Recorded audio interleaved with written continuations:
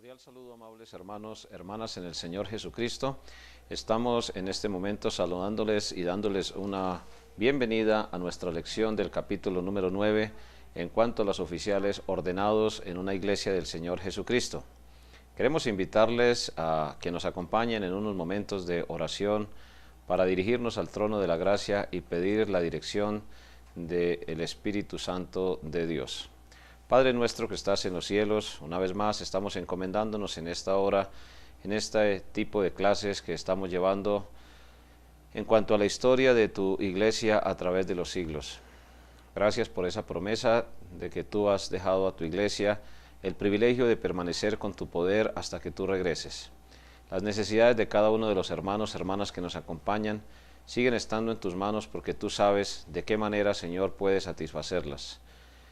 Permite que más personas se puedan añadir a estos estudios y que almas puedan llegar al conocimiento del Señor Jesucristo como Salvador personal. En los méritos de Él hemos orado en esta hora. Amén. La lección número 9 tiene que ver, como decíamos anteriormente, con los oficiales de la iglesia. Esperamos que usted haya tenido la oportunidad previamente de dar la lectura correspondiente a la lección de este capítulo y que la encontramos en las páginas 50 y 51 de nuestro material escrito. Siempre enfatizamos que estas explicaciones audiovisuales simplemente lo que buscan es complementar, aclarar algunos aspectos que es muy difícil hacerlo desde el texto escrito, pero también sus dudas, comentarios, inquietudes y preguntas serán válidos para que al retornar el material pueda realmente enriquecerse de la mejor manera, y eso sí, siempre para la honra y gloria del Señor.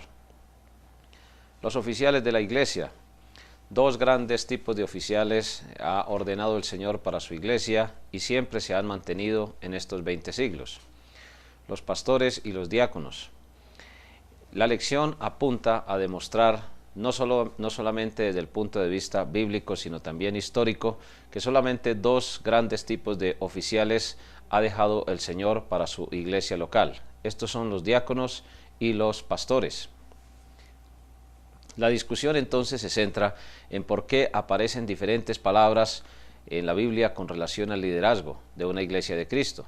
Aparecen palabras como obispo, anciano, presbítero, pastor, y en algunas ocasiones se amplían los conceptos hacia otras derivaciones. Pero también aparece el término diácono, ese sí muy definido y único. Hermanos y hermanas, en los términos que la Biblia fue traducida, pues muchas veces no se ha traducido correctamente, sino se ha interpretado. Una cosa es traducir, porque valga la redundancia, la traducción fiel al texto simplemente lo que hace es traer el significado preciso desde el idioma original griego, koiné, el griego popular de la época, hacia el castellano, hacia el español. Y otra cosa es interpretar los textos griegos y colocarlo en español, el texto, a veces alterando el significado inicial que el Señor dejó. Siempre es muy claro afirmarlo, y lo decimos con bastante firmeza, que solamente los originales antiguos no contienen ningún tipo de error o contradicción. Ahora, es cierto que las traducciones usan diferentes palabras, particularmente para referirse al término de pastor, anciano, obispo, sobreveedor, presbítero, o en algunas ocasiones se traduce también como superintendente. Pero lo que vamos a demostrar es que solamente estos dos oficiales fueron ordenados por el Señor para una iglesia local. ¿Cuál es el propósito principal de esta lección? El propósito principal de esta lección es recordar, apreciados hermanos y hermanas, que no existen más jerarquías en una iglesia del Señor Jesucristo que Él mismo como la cabeza de la iglesia, la asamblea general, es decir, la iglesia, todos los miembros con voz y voto, como lo vamos a ver en la lección inmediatamente posterior, sino que también, pues, ese tipo de jerarquías han sido realmente desconocidas a la luz de la palabra de Dios, y como estamos haciendo un énfasis en el asunto histórico, pues se puede ver que uno de los textos que más nos sirven para delimitar esta doctrina es el que encontramos en el libro de Efesios. En el libro de Efesios hay un texto que nos llama bastante la atención porque el apóstol Pablo, advirtiendo a esa iglesia, la iglesia local de Éfeso, que duró aproximadamente, según afirman los historiadores, hasta el año 400, 450 después de Cristo, y como iglesia local finalizó, aunque otras iglesias locales continuaban avanzando en el propósito de predicar el Evangelio. Pero el texto que nos estamos refiriendo lo encontramos allá en el libro de Efesios, y vamos a ir por favor al capítulo número 4 en el verso número 14, para que ya no seamos niños fluctuantes, Efesios 4:14, llevados por doquiera de todo viento de doctrina, por estratagema de hombres que para engañar emplean con astucia las artimañas del error. Pablo estaba haciendo una comparación con las corrientes de viento. Así como había corrientes de viento, hay corrientes de doctrina. E históricamente la primera gran corriente de viento que arrebató a algunas personas de la iglesia del Señor Jesucristo para ir a formar organizaciones religiosas independientes es esta que vamos a estudiar aquí en el capítulo 9. Las iglesias en Europa, principalmente la iglesia en Roma, fue una de las primeras que promulgó el asunto de la jerarquía. El primer gran viento de doctrina, se puede decir, que afectó a la iglesia de Cristo fue el viento de doctrina relacionado con las jerarquías. Este texto lo vamos a tener en mente a lo largo del estudio de la historia de la iglesia del Señor Jesucristo en estos 20 siglos, a través de los siglos, porque nada más acertado, porque un viento simplemente lo que hace es transportar elementos de un lugar a otro, y los vientos de doctrina lo que han hecho inicialmente y por los siglos ha sido simplemente mover a las personas, literalmente usándolo de esa forma, mover a las personas de la iglesia de Cristo hacia las organizaciones religiosas. Pero ¿cómo se han desplazado? Pues a través de los vientos de doctrina. Y el primer gran viento de doctrina es añadir otros oficiales supuestos y enfatizamos en esa parte, supuestamente según la voluntad de Dios, para formar jerarquías, es decir, personas con mayor autoridad que otras. Jesús fue absolutamente claro cuando Él dejó la gran comisión, como lo hemos citado en otros textos, cuando dice: toda potestad me es dada en el cielo y en la tierra, por tanto, id. Ahí estaba transmitiendo la autoridad a la iglesia, porque estaba hablando con la iglesia como organismo. Pedro, Juan, Jacobo, Tomás, Bartolomé y los demás discípulos, apóstoles que en ese momento conformaban la iglesia de Cristo, pues irían a morir físicamente, irían a la presencia del Señor, pero la iglesia quedaría.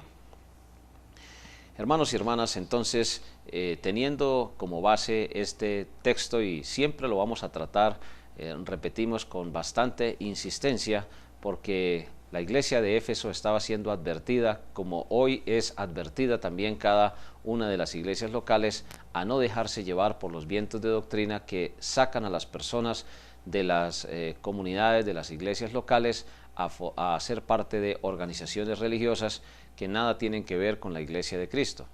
Ahora, es bueno aclarar, como lo hemos hecho ya en doctrina bíblica básica, que en todas las comunidades donde se predica de Cristo es posible que haya personas que hayan llegado al conocimiento del Señor Jesucristo como Salvador personal.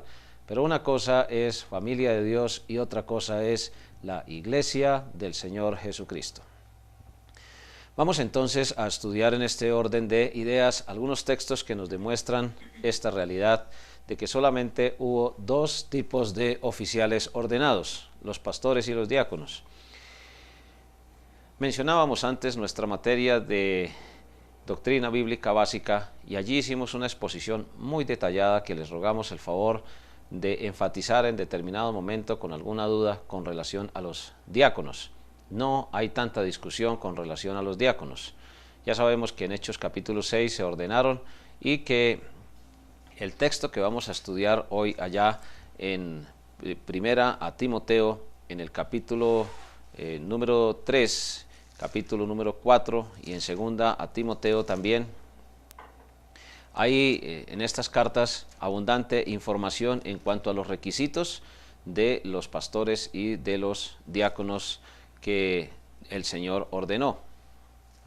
Demostremos entonces, en primer lugar, en esta lección, que el término pastor, anciano, obispo son exactamente equivalentes, que son títulos, y enfatizamos, simplemente son títulos, pero el oficio y la función son exactamente iguales. El primer texto que vamos a usar lo encontramos en Hechos capítulo número 20. Hechos capítulo número 20 es un texto que nos va a demostrar a nosotros con bastante claridad y sencillez que el oficio de obispo era exactamente igual al oficio de anciano. Hechos capítulo número 20, en el verso número 17, dice: enviando pues desde Mileto a Éfeso, hizo llamar a los ancianos de la iglesia. Y en el verso número 28 dice: por tanto, mirad por vosotros y por todo el rebaño en que el Espíritu Santo os ha puesto por obispos, para apacentar la iglesia del Señor, la cual él ganó por su propia sangre. ¿Cuál era el oficio de los ancianos y de los obispos? El mismo, apacentar. ¿Y qué significa la palabra apacentar? Significa alimentar. Cuando un pastor de ovejas, que es la ilustración que se usa aquí, lleva su rebaño y lo dirige, pues normalmente lo que hace es dirigirlo a los mejores pastos para poderlos alimentar. Dios compara la naturaleza de un creyente con la de una oveja. Nunca la compara con ningún otro tipo de animal, porque la oveja, en cierto modo, requiere de un pastor, necesita una excelente alimentación y además se puede dejar guiar. Pero otro de los elementos esenciales que tiene de diferencia las ovejas, por ejemplo, con otros animales como los perros, la oveja aprende mucho más o percibe mejor, mucho más por el oído, mientras que el perro lo hace a través del olfato. Es la forma de contactar el aprendizaje en el medio ambiente. La fe viene por el oír. Una oveja necesita oír para ser dirigida de la manera más precisa. Una oveja en Cristo, usted y yo, estamos enfatizando lo que dice la palabra de Dios, que la fe viene por el oír, no por el ver, ni por las emociones, ni por los sentimientos. Y el oír viene por la palabra de Dios. En razón de la buena administración del tiempo de las clases, pues simplemente mencionamos algunos textos que ustedes pueden, apreciados hermanos y hermanas, comparar y profundizar en estas lecciones. Por eso el oficio, tanto del obispo como del anciano en la iglesia local de Éfeso, de la cual se iba a despedir el apóstol Pablo, allí pues encontramos claramente, hermanos y hermanas, que el oficio tiene que ver con la misma función, que el título que recibían era diferente, pero que no existía una jerarquía entre obispos y ancianos. Simplemente eran personas que oficiaban de la misma manera. Si comparamos este texto con la carta del mismo apóstol Pablo a Tito, podemos ir allí al libro de Tito y encontrar también los requisitos que el Señor le dio a través del apóstol Pablo a las iglesias que se encontraban tanto en Creta como en otros lugares donde se oficiaba el ministerio del Señor a través de su iglesia. Por esta causa te dejé en Creta, dice Tito capítulo 1, verso número 5, para que corrigieses lo deficiente y establecieses ancianos en cada ciudad, así como yo te mandé. La palabra que usa allí es un anciano. El que fuere irreprensible, marido de una sola mujer, y tenga hijos creyentes, que no estén acusados de disolución ni de rebeldía, porque es necesario que el obispo sea irreprensible. ¿Qué encontramos allí? Que obispo es igual que anciano. Entonces, hermanos y hermanas, podemos encontrar una similitud en estos tres términos. Dice ahí, porque es necesario que el obispo sea irreprensible como administrador de Dios, no soberbio, no iracundo, no dado al vino, no pendenciero, es decir, que no fomente el conflicto, no codicioso de ganancias deshonestas, sino hospedador, amante de lo bueno, sobrio, justo, santo, dueño de sí mismo. Y sigue explicando los requisitos. Hermanos y hermanas, entonces encontramos una equivalencia en esos tres términos. Esos términos que encontramos allí, obispo, anciano, y el término que estamos estudiando aquí, pues tiene que ver exactamente con la misma función. No existía una jerarquía en orden de autoridad, como lo está mostrando allí la palabra de Dios. Pero estos textos no son los únicos. Podemos, hermanos, ir, por ejemplo, a uno de los textos más conocidos también en cuanto al oficio de la relación entre anciano y pastor, y lo encontramos nada más y nada menos que en la persona que afirman algunas religiones, o particularmente una religión que es su máximo exponente, el apóstol Pedro. En 1 de Pedro capítulo 5 dice: ruego a los ancianos que están entre vosotros, yo anciano también con ellos, y testigo de los padecimientos de Cristo, que soy también participante de la gloria que será revelada. Sigue diciendo allí, después de mostrar sus credenciales en cuanto al testimonio: apacentad la grey de Dios que está entre vosotros, cuidando de ella, no por fuerza, sino voluntariamente, no por ganancia deshonesta, sino con ánimo pronto. No como teniendo señorío, sigue diciendo el verso número 3, sobre los que están a vuestro cuidado, es decir, no adueñándose, no violando el desarrollo libre de la personalidad, sino siendo ejemplos de la grey. Y cuando aparezca el príncipe de los pastores, vosotros recibiréis la corona incorruptible de gloria. Allí hay una relación entonces entre lo que es un anciano y lo que es un pastor, dando una equivalencia. Yo anciano también. Y luego habla de Cristo como el príncipe de los pastores. Hermanos y hermanas, cuando se usa el término en plural, varios pastores, pues se está refiriendo al mismo llamamiento que Dios hace a los ancianos, a los obispos, y aquí en este caso también a los pastores. Por eso, hermanos y hermanas, no podemos violar, por decirlo de esa manera, el principio bíblico de reconocer que solamente había un tipo de oficiales ordenados. De ahí que los requisitos para ellos son iguales, las funciones son exactamente iguales, la autoridad es exactamente igual. ¿Qué cambia? Lo único que cambia es el título. ¿Por qué se le dieron títulos? Simplemente porque los idiomas de la época eran sinónimos, los términos obispo, episcopos, y también presbíteros y también ancianos. Son simplemente sinónimos del lenguaje para el mismo término, para la misma función, para la misma responsabilidad y para el mismo llamamiento. La riqueza del lenguaje es lo que se ve allí, porque las raíces griegas que se mencionan ahí en el capítulo número 9 de la lección son exactamente equivalentes. Es como si uno dijese el presidente de la República o el máximo jefe del Estado. Uno está diciendo simplemente que tanto el presidente de la República como el jefe máximo del Estado son la misma persona, pero son diferentes títulos para la misma función. No justifica eso de ninguna manera una jerarquía. El hecho de que más adelante, como decíamos anteriormente, algunas personas se hubieran apartado de las iglesias locales, hubiesen empezado a formar sus religiones, sus tradiciones, y hubiesen inmediatamente después establecido jerarquías, pues es el primer gran viento de doctrina, violando ese principio de que solamente Cristo es la cabeza de la iglesia.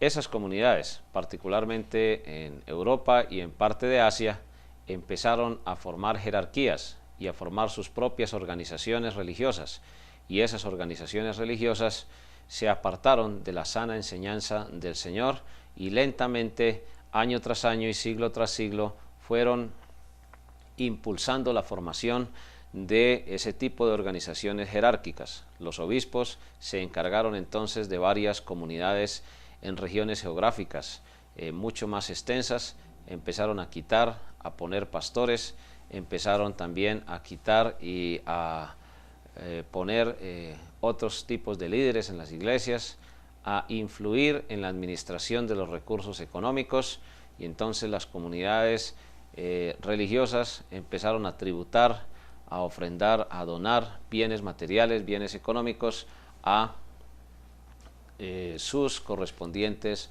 obispos, presbíteros, en algunas ocasiones. Entonces ya empezó a surgir la figura de una persona que oficiara como máximo jerarca de sus comunidades religiosas. ¿Tuvo que ver algo la Iglesia de Cristo con ese tipo de jerarquías?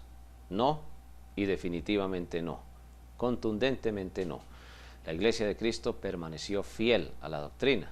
Un ejemplo de ello es la Iglesia de Éfeso. La Iglesia de Éfeso no reconoció en ningún momento ese tipo de jerarquías, y como lo vamos a ir estudiando paulatinamente en otras lecciones, las comunidades, es decir, cada una de las iglesias, de las asambleas locales, visibles, autónomas, totalmente democráticas, se mantuvieron aisladas de este tipo de jerarquías. ¿De dónde salió entonces, tratando de justificar bíblicamente las jerarquías? Vamos a observar en la pantalla uno de los textos que se han usado con mayor frecuencia para tratar de justificar esa jerarquía. El texto donde se usa o donde se trata de justificar mejor el desarrollo de esas jerarquías lo vamos a encontrar en el libro de Filipenses. El libro de Filipenses, en el capítulo número 1, vamos a ir al verso número 1 para demostrar que allí no existe ninguna justificación que trate de encontrarse para las jerarquías en el liderazgo de la iglesia.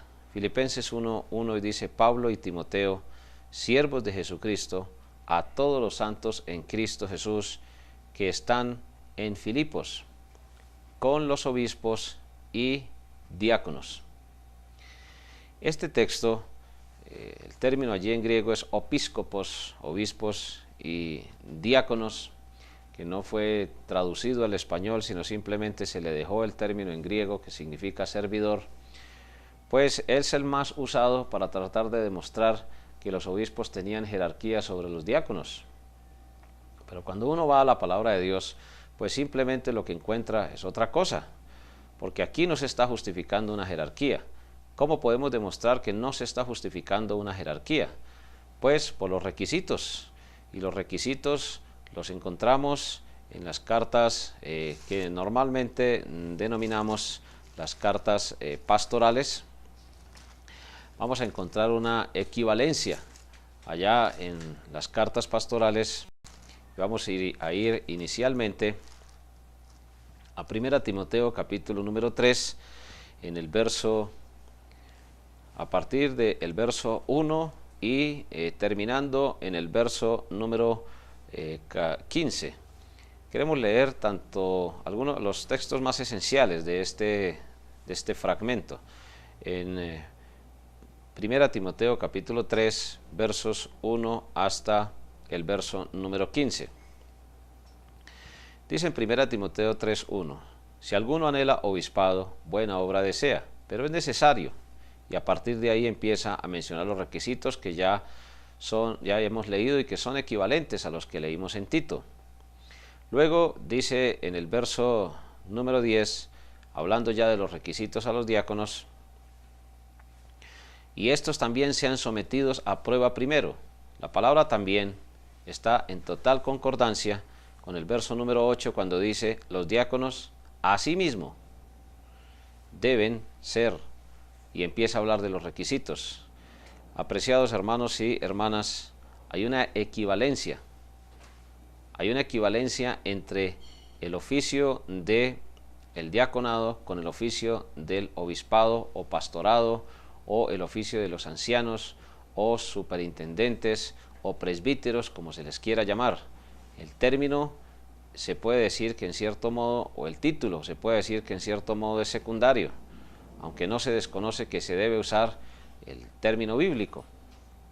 Pero, hermanos y hermanas, tanto los pastores, obispos, como los diáconos, se les exige una serie de requisitos y se les exige ser sometidos a prueba. Eso significa que después de haber sido ensayado el llamamiento o probado el llamamiento, deben ser ordenados al ministerio por una iglesia que convoca un presbiterio. Pero dice ahí en el verso número 15, para que si tardo sepas cómo debes conducirte en la casa de Dios, que es la iglesia del Dios viviente, columna y baluarte de la verdad. La instrucción no puede ser más precisa. No era diferente en cuanto a jerarquía, es decir, y tenemos que aclararlo en detalle, tanto los obispos como los diáconos estaban bajo la autoridad de una iglesia de Cristo, no al contrario, no la iglesia bajo la autoridad de los obispos, no los diáconos bajo la autoridad de los obispos. Es muy claro entonces que la iglesia de Filipos no era una región, no era un conjunto de iglesias. Es muy claro que hay que definir esto, porque la iglesia de Filipos, hay que recordar que el Señor desvió 150 kilómetros al nororiente, que era inicialmente la tarea del apóstol Pablo para ir a predicar. En su segundo viaje misionero lo desvía 150 kilómetros al noroccidente para llegar a la ciudad de Filipos, famosa por la descendencia de Alejandro Magno y por su favorecimiento al imperio romano. Luego después, cuando esa región cayó bajo el dominio político de los emperadores romanos. Por eso, amados hermanos y hermanas, vale la pena, por ejemplo, observar una imagen geográfica. La imagen geográfica de la ciudad de Filipos no tiene nada que ver con una provincia. Ahorita vamos a observar en pantalla esa región geográfica y nos vamos a encontrar que simplemente era una ciudad como cualquier otra. Una ciudad que, repetimos, fue supremamente famosa por la raigambre, por el origen histórico que tuvo la ciudad de Filipos. Esa ciudad de Filipos, volvemos a repetir, inicialmente tuvo una iglesia de Cristo.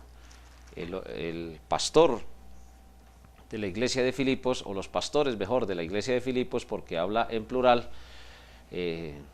da a entender la Biblia que no era que tuviesen autoridad sobre una región geográfica, ni tampoco que tuvieran autoridad sobre los diáconos, y mucho menos que tuvieran autoridad sobre los miembros.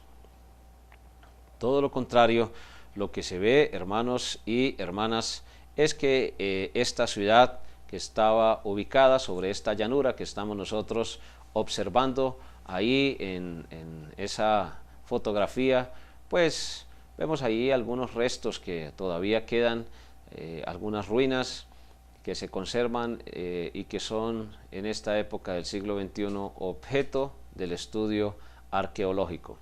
Pero esas mismas investigaciones arqueológicas simplemente lo que definen es lo que la Biblia nos enseña con relación al segundo viaje misionero del apóstol Pablo, registrado en Hechos capítulo número 16, después de que él fue y entregó informe a la iglesia de Antioquía. Apreciados hermanos y hermanas en el Señor Jesucristo, no era una región geográfica con un conjunto de iglesias a las cuales se les estuviera dirigiendo Dios a través del apóstol Pablo. Era una iglesia local, y la iglesia local tenía ya varios pastores, seguramente había crecido en número. Cuando una iglesia crece en número, pues atender el oficio de alimentar a la grey de Dios, hay ocasiones en que se exige, como en Jerusalén, que los apóstoles eran los pastores de la iglesia de Jerusalén. Aquí también habla a varios obispos y a varios diáconos. No tenemos con precisión el número de miembros que tenía la iglesia, pero lo que sí tenemos es el texto bíblico y también las imágenes donde se nos demuestra claramente que era solamente una ciudad y no un conjunto de ciudades, que era solamente una iglesia local y no un conjunto de iglesias locales sobre las cuales los pastores o los obispos tuviesen supuesta autoridad en un distrito o en una región geográfica donde estuviesen varias iglesias locales. Era una sola, y tanto los obispos como los ancianos estaban sujetos a la iglesia del Señor Jesucristo, porque esa era una verdadera iglesia del Señor en ese momento. El asunto de la ordenación. Para el asunto de la ordenación tenemos que recurrir nuevamente al libro de 1 Timoteo en el capítulo número 4, donde dice en el verso número 13, 1 Timoteo capítulo 4 en el verso número 13, entre tanto que voy, ocúpate en la lectura, la exhortación y la enseñanza. No descuides el don que hay en ti, que te fue dado mediante profecía, con la imposición de las manos del presbiterio. Ocúpate en estas cosas, permanece en ellas, para que tu aprovechamiento sea manifiesto a todos. Ten cuidado de ti mismo y de la doctrina, y sigue diciendo ahí, persiste en ello, pues haciendo esto te salvarás a ti mismo y a los que te oyeren. Cuando en el verso número 14 se habla de profecía, se está hablando de enseñanza, y cuando se habla de imposición de las manos, se habla de la ordenación, y cuando se habla de presbiterio, se habla del conjunto de pastores enviados por las iglesias locales para la ordenación al ministerio. Eran las iglesias locales las que ordenaban a los pastores y a los diáconos. No eran los obispos los que quitaban y ponían pastores, ni quitaban ni ponían diáconos. Era cada una de las iglesias locales del Señor Jesús las que se ocupaban de semejante tarea. Por eso, apreciados hermanos y hermanas, no podemos desconocer que tanto los requisitos como las funciones, como la forma de la ordenación, como la prueba a que debían ellos presentarse, todo ello apunta a una sola gran conclusión. Y la gran conclusión es que la misma iglesia del Señor Jesucristo tenía solamente dos tipos de funcionarios o dos tipos de oficiales. La gran pregunta entonces es, ¿qué pasa con los tesoreros? ¿Qué pasa con los directores de música? ¿Qué pasa entonces con las secretarias de la iglesia? ¿Qué pasa a veces inclusive con los representantes legales que en cada estado se exige una representación legal de una iglesia del Señor Jesucristo? Pues la realidad no es otra que la que estudiamos en doctrina bíblica básica. Una cosa son los oficiales ordenados por una iglesia del Señor Jesucristo y otra cosa es los elegidos. Una iglesia elige un tesorero, a veces por un periodo prudencial. A veces son los mismos diáconos los que ofician y entonces no hay necesidad de elegir. Pero en honor a la verdad, muchos diáconos a veces son de edad avanzada o no tienen suficiente capacidad para desarrollar todas las funciones materiales. Hay que recordar que un diácono se ocupa de toda la dirección de los asuntos materiales en una iglesia del Señor Jesucristo. Pues a veces se elige un tesorero para que le auxilie en esa función. A veces se elige una secretaria para que lleve las actas en las reuniones de iglesia. A veces se elige una persona que se encargue de la dirección de la parte musical. A veces se eligen otro tipo de funcionarios en la iglesia del Señor, pero solo son eso, elegidos, maestros, maestras de escuela dominical. Es muy importante entonces recordar que solamente los dos grandes oficiales que han sido ordenados por el Señor para su iglesia han sido los pastores y han sido los diáconos. Los demás sencillamente son elegidos. En honor a la verdad, sabemos que pueden surgir muchas preguntas porque el tema es bastante amplio y tiene una consideración histórica bien interesante. Es muy claro, hermanos y hermanas, que la misma iglesia del Señor Jesucristo debe preservar la sana doctrina en esto. Y como decíamos al principio y lo enfatizamos, pues es verdad que unas iglesias nos asociamos unas con otras para poder llevar adelante el cumplimiento de la gran comisión. Las asociaciones de iglesias entonces en una nación, las convenciones a veces, preferimos usar el término asociación que convención porque quizás el término convención está más prejuiciado por algunas comunidades que se han organizado en el mundo. Las iglesias bautistas se han asociado de diferente manera. Hoy en el mundo existen más de 60 asociaciones de iglesias bautistas. Algunos se les llaman compañerismo bautista, otros se llaman bautistas bíblicos, otros se llaman convención bautista, otros se llaman asociación bautista, en fin. Otros inclusive solamente se hacen llamar bautistas independientes. El nombre es secundario. Lo importante es el principio. ¿Cómo se conoce una iglesia del Señor Jesucristo? No se conoce por el nombre, inclusive, porque en la Biblia aparecen una gran cantidad de apodos para referirse a la iglesia del Señor. E históricamente también aparecen una cantidad de apodos, pero lo que sí podemos entonces demostrar históricamente es que una iglesia del Señor Jesucristo se conoce por tres grandes elementos. Número uno, el elemento doctrinal. La Iglesia de Cristo siempre ha predicado la sana doctrina completa. Hay comunidades cristianas que predican parte de la sana doctrina, pero afirmar que son una Iglesia de Cristo pues dista mucho, porque hay que probar primero si la doctrina que se tiene es completamente sana. Número dos, la práctica de esa doctrina. A veces desde el púlpito, en las enseñanzas, la iglesia tiene una doctrina, pero en la práctica tiene otra.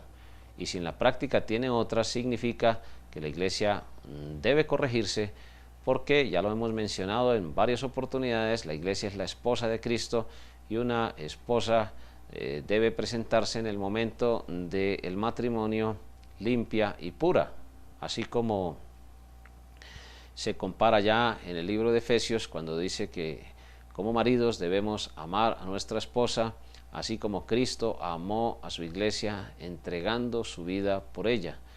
Y entregar su vida significa que Cristo invirtió su vida, primero en la salvación, en la redención de las almas, y también luego en su iglesia, en el rescate de su iglesia.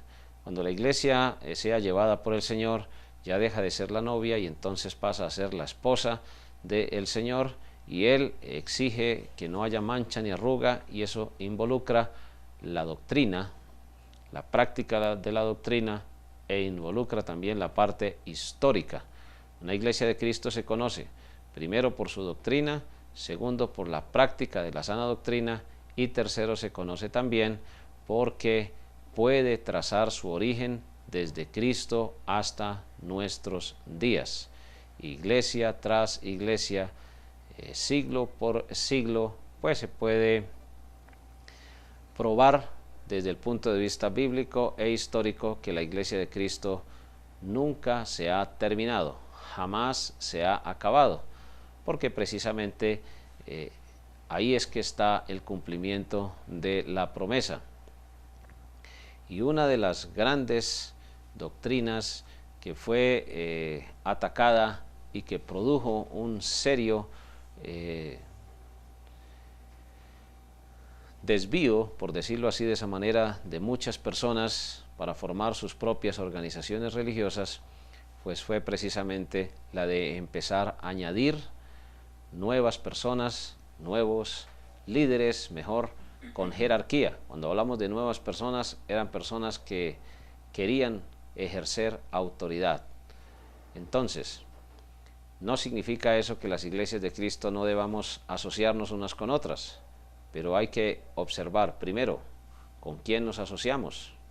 Si una iglesia no tiene la misma doctrina, pues sencillamente no vale la pena asociarse con ellos. ¿Hay que tratarlos como enemigos? Evidentemente no.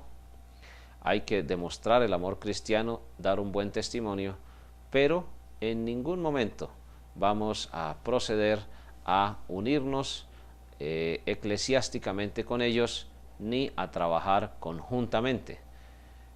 Es bueno saber que al final de los tiempos Sabemos que la palabra de Dios nos enseña de una manera clara y de una manera sencilla que habrá un gran ecumenismo mundial, una gran religión mundial, y esa gran religión mundial es denominada mejor en la Biblia como la gran ramera, porque se ha unido con el Estado, a veces ha participado en millones de asesinatos, de crímenes, ha vulnerado el buen nombre del Señor Jesucristo y ha sostenido alianzas con el mundo de una manera sistemática, es decir, continua y regular. Pero la Iglesia de Cristo no. La Iglesia del Señor Jesucristo siempre se ha mantenido. ¿Cómo lo podemos probar? Lo podemos probar desde el punto de vista bíblico y lo podemos probar desde el punto de vista histórico, para que tengamos suficiente ilustración de cómo vamos a defender nuestro punto de vista bíblico totalmente ajustado a la voluntad del Señor.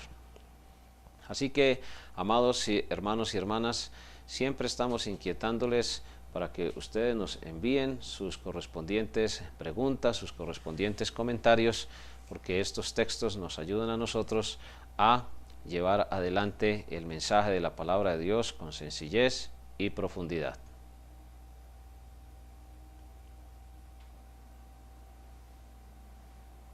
Muchísimas gracias por acompañarnos. Les esperamos para nuestra siguiente lección que tiene que ver con el gobierno de una iglesia del Señor Jesucristo. Que nuestro amado Señor les continúe bendiciendo a todos ustedes grande y ricamente, y rogamos sus oraciones a favor de cada iglesia local, no solamente en el mundo, sino particularmente en América Latina, y también por nosotros, para que el Señor nos fortalezca y nos dé la capacidad y los recursos para poder seguir adelante en el servicio del Señor. Dios nos bendiga a todos.